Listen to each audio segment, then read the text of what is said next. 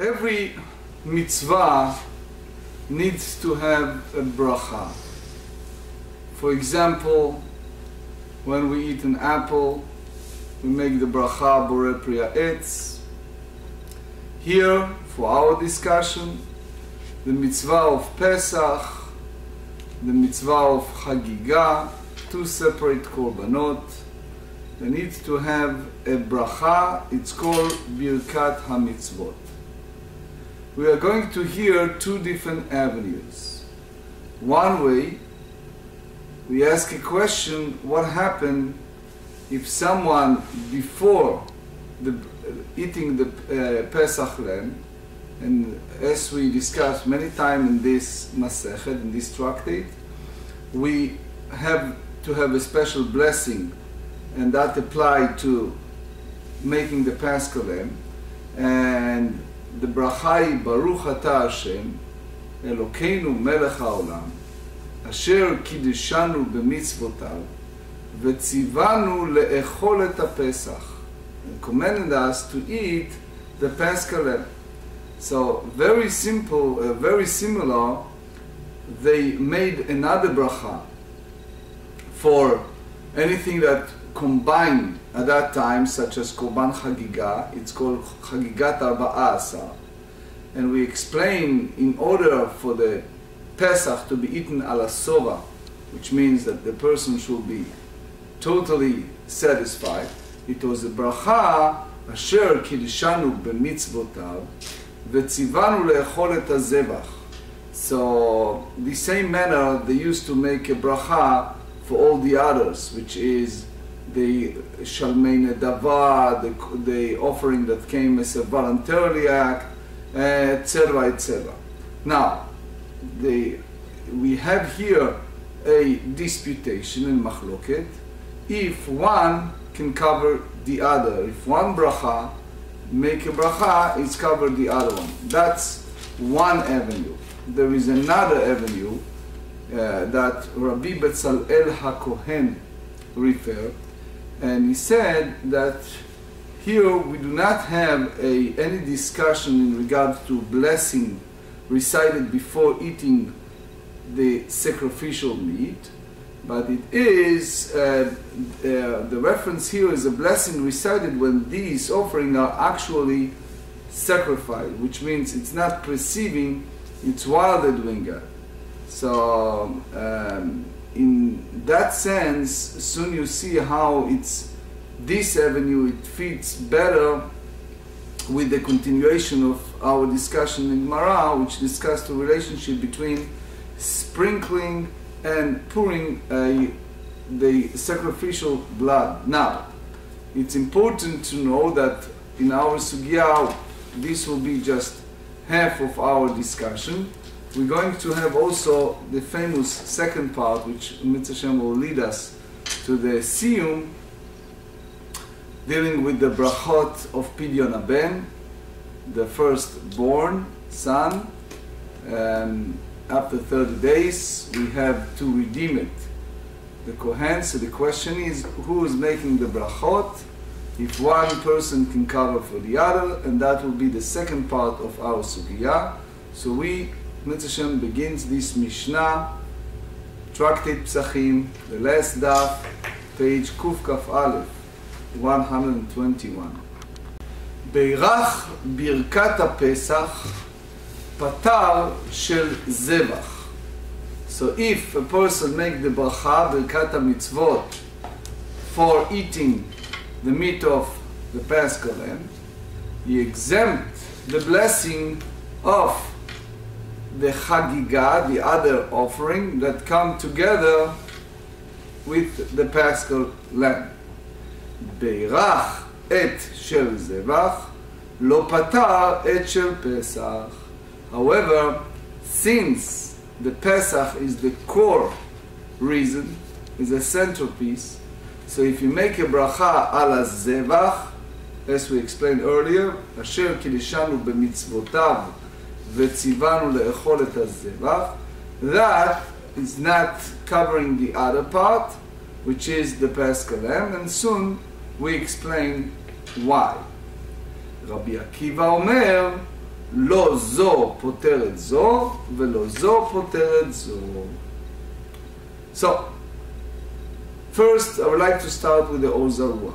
The Or Zarua in Ilchot Kriyat Shema, Kafei 25, he said that Pesach we need to eat ala sova when we are in a state feeling satiate. Now, we are commanded, if you remember, to eat as a very last part at the end of the meal that Pesach lamb, and then nothing left. That's the very end. So he said, how come it's possible that a person make a blessing over Pesach lamb before eating the zebach? So it had to be the other way around. So he goes and explains that what happened is there is a concept called brachot over la'asiyatan, which means you look at the apple, you make the bracha, and then you eat the apple. So here, a person ate the chagiga, the zebach first, but he somehow realized later that he forgot to say the bracha over la'asiyatam right before he ate it. So what happened then, only later when he makes a separate bracha for the Pesach, he realized that he missed the previous one. So he said, here you have a proof that we can make a bracha of mitzvot before eating even later on. Not lechatchila, only after the fact, only b'diavad. And that's basically the foundation of that school of thought, that lechatchila that should be first, but b'diavad after. Not everyone goes along with this. The Shach, Siftei Kohen, in Yoreh De'ah, Siman Yud Tet, and the Tzlach bringing the Rambam in Ilchot Chametz U'Matzah, chapter 8, that the time of the Beit HaMikdash, the era of the temple, the Pesach was eaten 2 times during the night of the Seder, which means first was at the beginning of the meal, right after the section of matzah and maror, and then they make a blessing, and then at the very end they ate another portion, kezait, the olive bark, at the end of the meal, and then and only then we are forbidden to eat anything. So it can be a possibility that the person eat Pesach lamb after he make the blessing, and later on he eats the zebach. So that's the way the Or Zarua try to tell us, and that's the way the Dvar Shmuel and Maram Chalawa try to tell us. So we see here that we have 2 points. One is the bracha of the zebach, and one is the bracha for Pesach. So the Tzlach asked, how is possible that the blessing of the Pesach exempt the other one, the blessing of the zebach, according to Rabbi Ishmael? Because what Rabbi Ishmael tells us, he said that in the Nusach, in the language of Birkat HaPesach, what we said, tzivanu le'echol et ha-Pesach. So we said clearly that this specific offering, this korban, Hashem commanded us to eat. So in that sense, the Tzlach said, is the same as making the bracha of Boreh Priya Gafen, that does not exempt the bracha of Boreh Minei Mezonot. You remember yesterday, we have like a small kiddush. So if we said Boreh Priya Gafen, and then we have some like cake and cookies, that Boreh Priya Gafen does not exempt the Boreh Minei Mezonot. And we explained that you need to make a separate blessing for that. So how come here we talk about this possibility? So explain that what we said earlier, page 70b, according to Rab, the source of bringing the offering of Chagiga, 14th day of month of Nisan, the Torah said in the book of Dvarim, Deuteronomy, chapter 16, "Vezavachta Pesach laHashem Elokecha tzon ubakar." You should bring an offering to the Lord your God, the offering of Paschal lamb. It has to be from different type of meat. Tzon. It's Korban Pesach, is a Paschal offering that made out of either keves or ez, right? That goat different. Or ubakar, that's the understanding that that's applied to Korban Chagiga that join the Paschal lamb. So it means that the Torah indirectly alluded or delivered to us that the message of Vezavachta Pesach, you should bring the offering of Paschal lamb, it's in cooperation with the other one, which is Korban Chagiga, which means the Chagigat Arba'asa, the Korban Chagiga of the 14, it's part of Korban Pesach and it's part of that. So therefore, we understand that it's a possibility that when you say a blessing of Le'echol et Pesach, that's already incorporated the other part, the Chagiga. Now, this avenue of the Tzlach does not reconcile what the Rashbam said, that he said that if you look carefully at the word Zevach, Zevach is not only applied to one certain Korban, it can be many others. So not only the Chagiga of the 14. So the Maharam Chalawa said that, for example, if a person make a blessing over the Chagiga le'echol et Pesach, he's not exempt, he's not fulfilled the mitzvah. So because he said clearly that Korban Chagiga, the offering of Chagiga, it's lav Pesach uklal, it's not considering as a Pesach. Now, the two avenue of Rabbi Ishmael, Rabbi Akiva, elaborated in the upcoming Gemarrah. Now the Gemarrah. What is the essence, what's the foundation of this disputation between Rabbi Ishmael and Rabbi Akiva? When you go deeper to understand their mindset, לדברי רבי ישמעאל זריקה בכלל שפיכה ולא שפיכה בכלל זריקה. All the offering needs to have a part of the offering needs to sprinkle the blood on the altar, and that's the essence of the atonement for that korban, for that offering. Now the Gemarrah in Zvachim, page 6, explain to us that there are certain differences between the different offering, because there is an altar that is outer part altar and the inner part. So those offering, the way that they sprinkle their blood, for example, in the sin offering, the Kohen put his hand with the blood of the offering and he take it in a special vessel, it's called kli sharet, and then he take with his hand the blood and sprinkle on the offering of the altar. Other offering, that process, that ritual process of taking the blood, they use a vessel itself on the altar. So there are two different processes of matan damim, sprinkle this process of blood. One for the most of the offering, such as Olah offering, Shlamim offering, Asham offering, Bchor offering, such as a guilt offering, the firstborn offering, etc.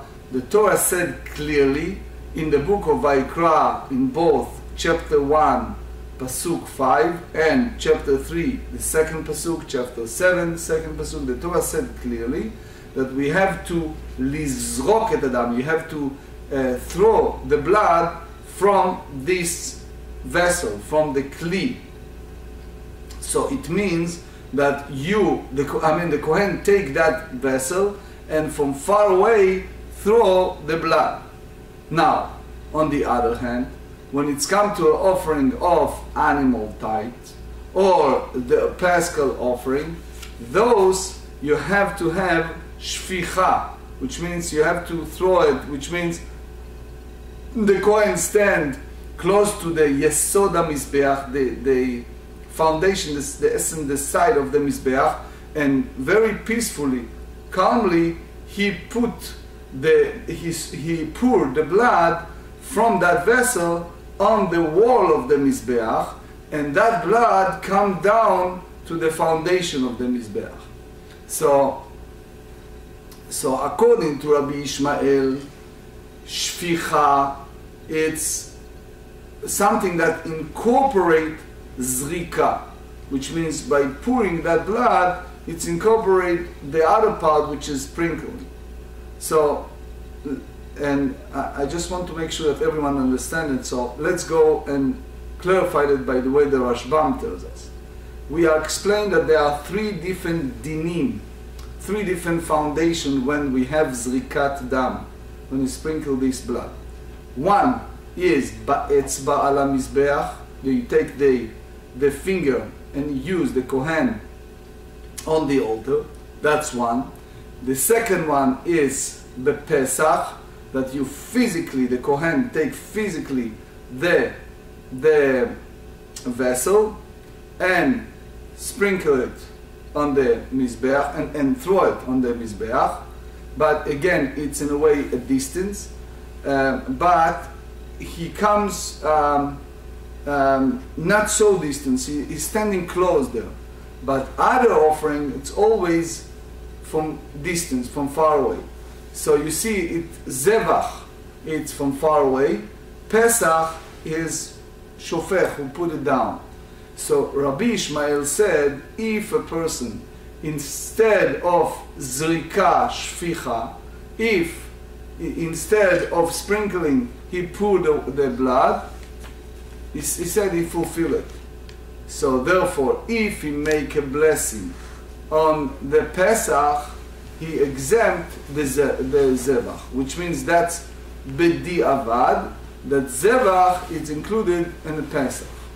So it means, Rabbi Ishmael said that the shficha, it's more pe'ula kolelet, is something that included the zrika.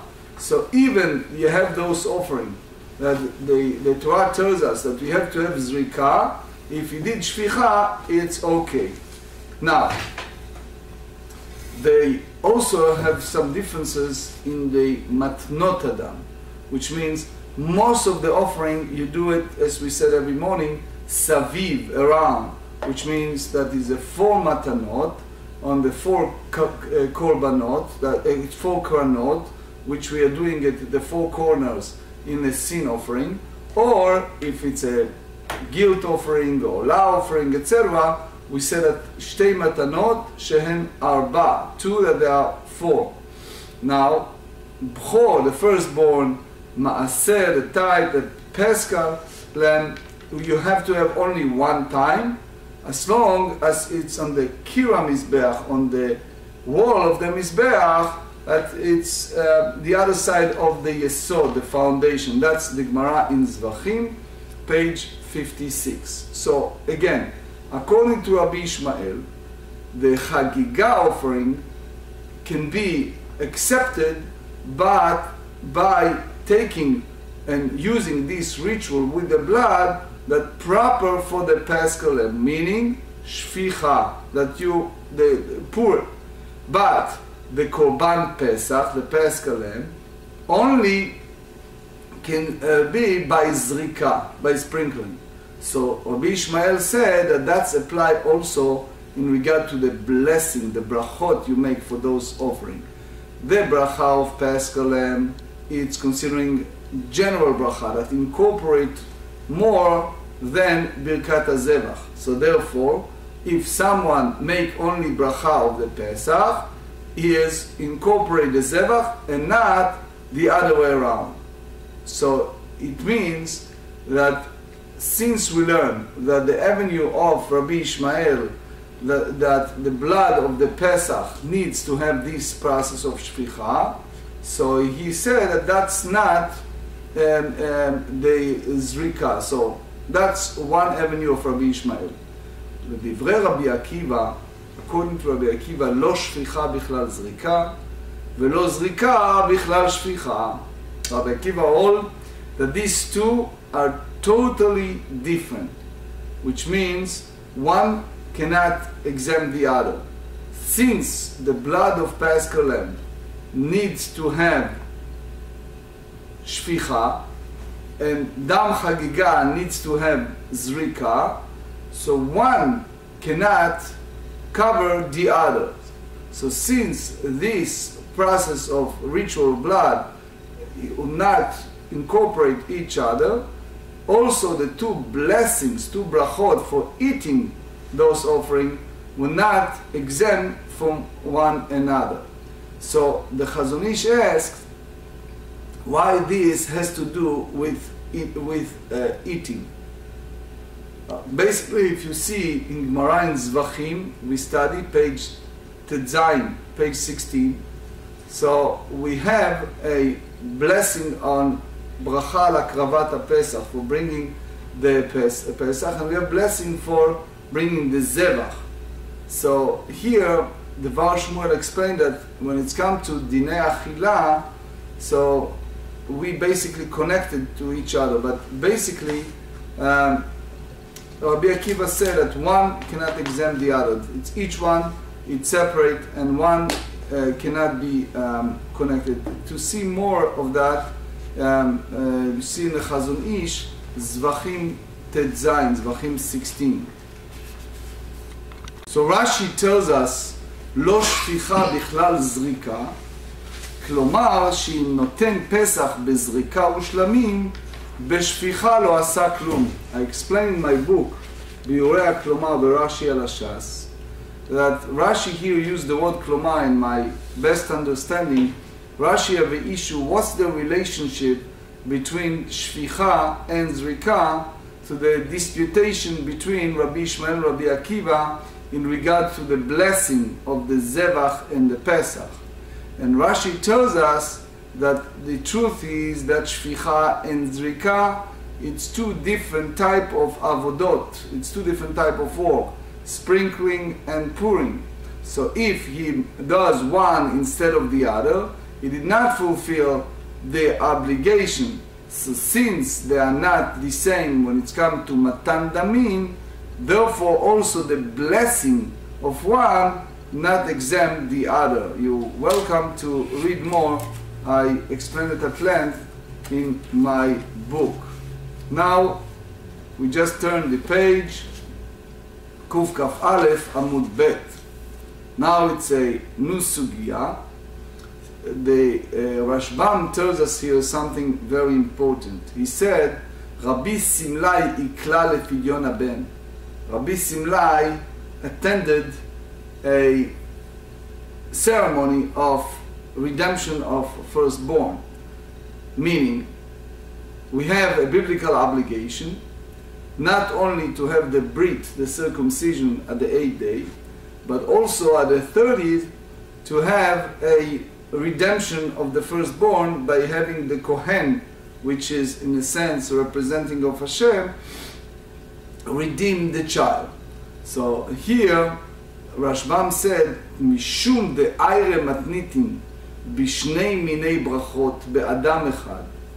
Since we are talking in the early discussion in regards to two separate blessings that recited by one person, in two different points that one somehow connected the other. If you remember, the previous discussion was Pesach and Zevach. So here we have a similar, since we talk in Pesach and Chagiga, we talk about a person that attend a ceremony that involved with two different mitzvot, that one connected to the other. כגון פסח וזבח שחגיגה בה עם הפסח, משום האחי נקת נמי לעובדה דאבי הבן מברך שניים. So that's the connection between the sugya of Pidyon HaBen to the sugya of Pesach and Chagiga. So he attend the Pidyon HaBen, as the Torah tells us in the book of Bamidbar, book of Numbers, chapter 18, that the Kohen attend that ceremony, and the person who has firstborn to his mother, when he turned to the age of 30 days, the firstborn. Sure, we're not talking here about situation that the mother has a miscarriage or other relation earlier. We talk about total firstborn of the mother. So the Kohen come there and basically, in order to quote unquote have the child, redeem the child, a person needs to give a 5 coin that it's called chamisha slaim, the 5 coin. Nowadays they have those silvers that you use to Kohen. In that exchange, you see it in the arts called Sidurim, they exchange and quote unquote giving that child to the family, to the mother. So Rabbi Simlai attend to that ceremony of Pidyon HaBen. Ba'u minei, they ask him, Pshita al Pidyon HaBen, asher kideshanu b'mitzvotav, v'tzivanu al Pidyon HaBen, avi haben mevarech. Since it's called Birkat HaMitzvah, remember we talked about apple earlier, and we said when you eat apple, you need to make Birchat Borei Pri Ha'etz and then eat the apple. So in that sense, it's clear to us that who has the obligation to redeem his son is the father of the son, Avi Haben. And therefore, he is the one who needs to make the Birkat HaMitzvah, the blessing of the mitzvah. And by doing so, he needs to say the bracha, Asher kideshanu b'mitzvotav v'tzivanu al Pidyon HaBen. So that's not even a question. You don't have the two equal. In other words, the Kohen, as much as we put an emphasis on the Kohen by being there and redeem the child, but the obligation is upon the father. So then the Tzlach asked, by the way, here, why we put first the bracha of the Asher kideshanu b'mitzvotav v'tzivanu al Pidyon HaBen, and not the next question, which is Shehechiyanu. Anyway, in regard to the next one, the bracha of Shehechiyanu, Baruch Ata Hashem Elokeinu Melech HaOlam, Shehechiyanu v'kimanu v'gyanu l'zman hazeh. There is a special blessing that we recite upon thanksgiving to God, that we reach a milestone in our lives. For example, at the beginning of the year, Rosh Hashanah, we say that bracha. We say that on the festivals. So this applies to a specific time. The Gemarrah in Eruvin, page 40, tells us it's a specific time you make those blessings for the shofar, for the lulav. You make the bracha of Shehechiyanu. Now also we're making it for something that is not tadir, that is not frequent. If we have this type of mitzvah, such as Pidyon HaBen, it's not frequent. So the Rambam said in L'chot Brachot, chapter 11, that therefore we make this bracha of Shehechiyanu. So you see a time of great celebration, a person build a new home, bought something that's very special for him, so he needs to make that bracha. So in Pidyon HaBen, there are two reasons to make the Birkat Shehechiyanu. Number one, we are happy for fulfilling this mitzvah, and also the Kohen derive a joy by having the 5 slaim that they give it to him.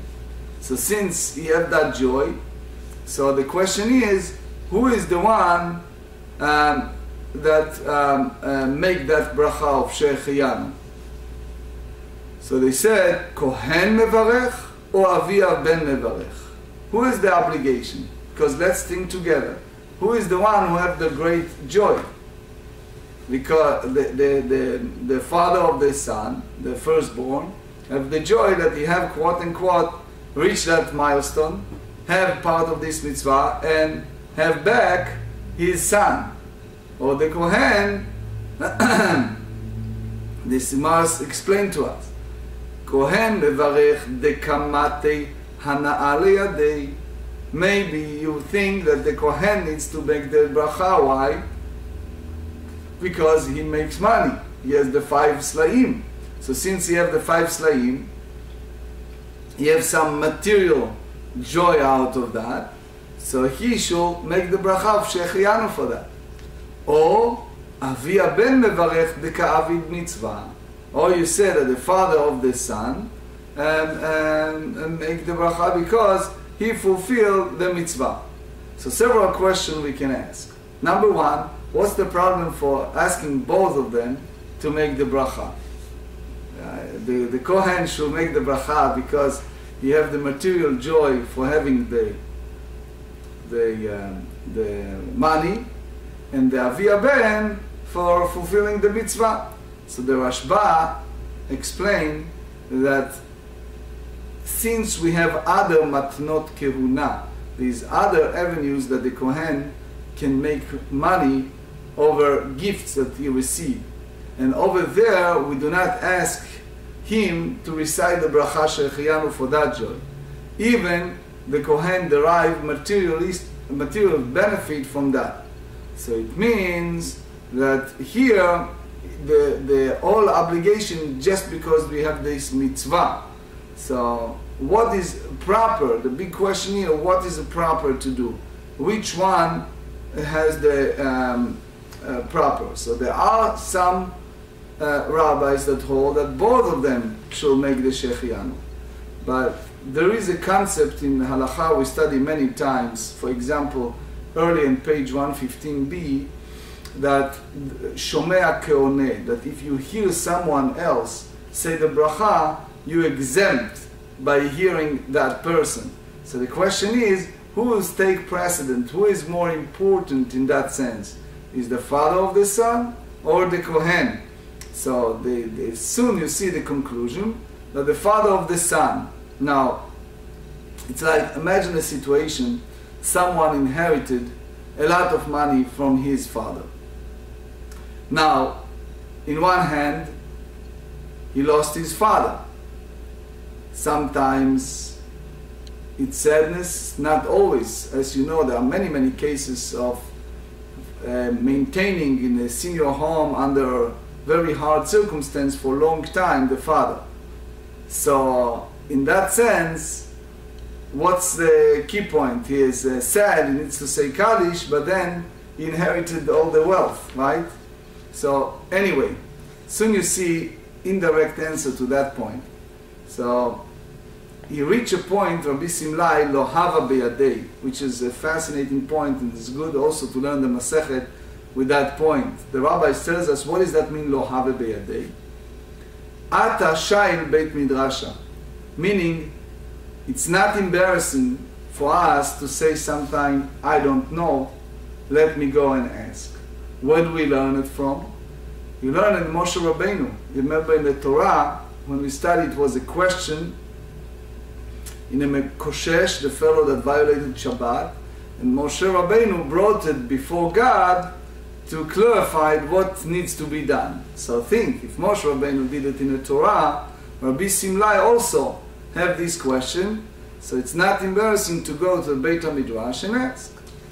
Amulei, the sages answer, and they said, Avi haben mevarech shtayim. The father of the son needs to make the 2 brachot. Number 1, Asher kiddishanu b'mitzvotav v'tzivanu al pidyon haben. And number 2, he needs to make a bracha for the Shehecheyanu. V'hilcheta Avi haben mevarech shtayim. So the halacha is that the father of the son needs to make shtayim, and that's the final halacha, the 2. So, meaning that the father of the son needs to make also the birkat Shehecheyanu, and he exempt the Kohen from his obligation. So the Chatam Sofer said in Yorei De'ah, Reish Tzadik Dalet 294, That's basically the exemption is indirect understanding for value of life, which means that the mitzvah, it's more important than money. So in that sense, the mitzvah of the father of the son is in our language supersede the money that the Kohen gets, the few shkalim, the 5 shkalim, as a result of that. Now let's see several practical halachot. The Rambam tells us in the Sefer Zmanim, Ilchot Chametz U'Matzah, chapter 8, that Birkat HaPesach ve'Hazevach, the blessing recited over the Paschal lamb, does not exempt one from reciting a blessing over the festival peace offering, which is the Chagigah, and nor does the blessing recited over the festival offering exempt one from reciting a blessing over the Paschal lamb. So that's basically followed the Rabbi Akiva, not Rabbi Ishmael, that in the general term, you see it many places in the Shas, when we have a disputation, we follow Rabbi Akiva. Now, we have also an halacha that Shulchan Aruch in Yoreh De'ah in 305 have a discussion regard to Pidyon HaBen, and just to reinforce that, the mitzvah to redeem a firstborn son is mentioned in several places in the Torah. In short, women firstborn son belongs to the Kohen, for the best understanding. The boy father redeemed the baby for a fixed sum of, in the Talmudic time it's called Sela. And nowadays we have these shkalim. One whose father is a Levi or Kohen, and one whose mother is a daughter of a Levi or Kohen, is not subject to this mitzvah. So we have a question in regard to the Pidyon HaBen, who is making the Birkat Shechianu. So yes, there are those who said that both the father and the father who performed the mitzvah and the Kohen who received the benefit may recite the blessing, but the whole disputation was which of them has a greater obligation. So the individual whose obligation is greater should recite the blessing, and basically while the other person fulfills his obligation by answering amen. That's the concept of shomea ke'oneh. So the two sides of issue is, it can be claimed that the father should not recite the blessing as he loses money through the mitzvah, and therefore the Kohen who benefits for the mitzvah should recite the Shechianu. But on the other hand, we said that one should say that the father have joy over the fact that his son is 30 days old and is no longer in a state of nefel, which means it's a living creature, living son, and sufficient cause him to recite the blessing. That's the conclusion. So we see here the Shulchan Aruch Yoreh De'ah in 305 said that the father of the child recites 2 blessings at the Pidyon HaBen, the redemption of his firstborn, and who commend us over the redemption of the son, and who give us life, the Shechianu, and that's the final halacha.